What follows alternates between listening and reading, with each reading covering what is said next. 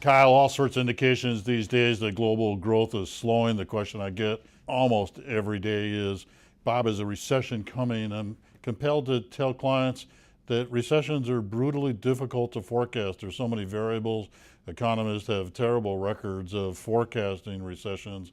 And as you know, we're capable of talking about trend line, and it's clear that the economy is slowing. So I thought it would be an appropriate time to talk about the efficient frontier, the 60-40 mix, and how that typically lends itself to 10 years of withdrawals at a 4% withdrawal from bonds, where you're just drop dead positive about the stability of that money short term. And of course, Bob, so dependent upon what we know over time has been the stability of that fixed income piece. You look at the bond part of your portfolio, and especially when stocks are doing poor, especially when the market is falling, it's the bond piece that has tended to hold up. And so when you're looking for those sources of withdrawal, it's really the fixed income piece, that bond piece, that's so important. The average recovery in modern history for a bear market, roughly 2 years from the peak to the trough back to the prior peak. The longest recovery in modern history, right when I got out of college, the stock market dropped 48% from the end of 73 to early 75. Took a little over 6 years for the markets to recover. And even though that's an outlier, I use that in my practice as a basic rule of thumb. Folks should have at least 6 years of withdrawals sitting in bonds to tide them over until the markets recover. Most of our clients have almost 10 years of withdrawals sitting in bonds. So you get to weather the storm, if you will, batten down the hatches some.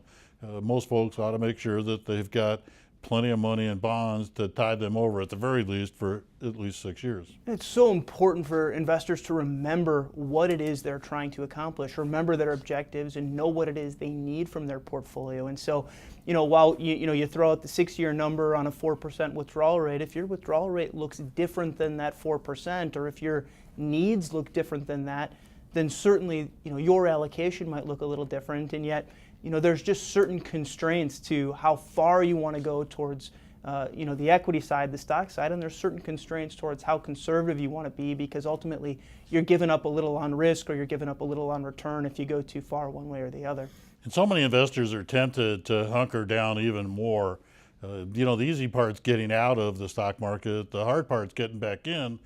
As you're well aware, stocks normally start to recover 6 to 9 months before the recession's even over. So you're not even able to look at any data points to give you the courage of your convictions. And I think that's the key piece. Is the challenge for investors is not just timing economic slowdowns, but also timing what to do with their portfolio if that's what they're trying to accomplish. And that's the piece that balance overcomes, is the need to try to make decisions, to try to take action. Because as we know from a number of studies that have been published, investors are just very poor at timing the markets. A, it's a very difficult thing to do, nearly impossible thing to do. And B, the data that you're relying on is so vast and can be so shifting that it's just a difficult thing to accomplish. Of the 8 major sell-offs since I started managing money in the mid-70s, nobody called 4 of them. 9/11, Persian Gulf crisis, the crash in '87, and the Arab embargo right when I got started.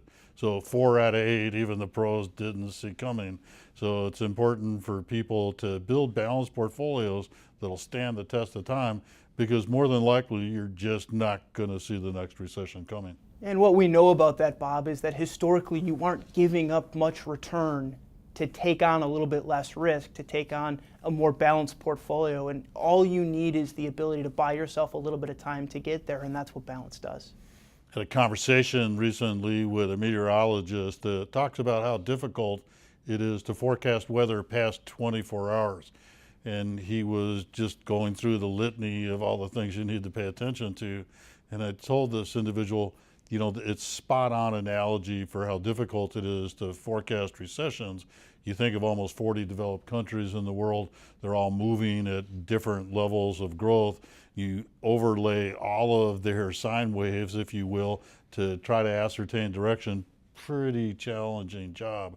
So we can talk about trend line, we can talk about growth slowing, but it could reaccelerate at a moment's notice, or it could continue to decline.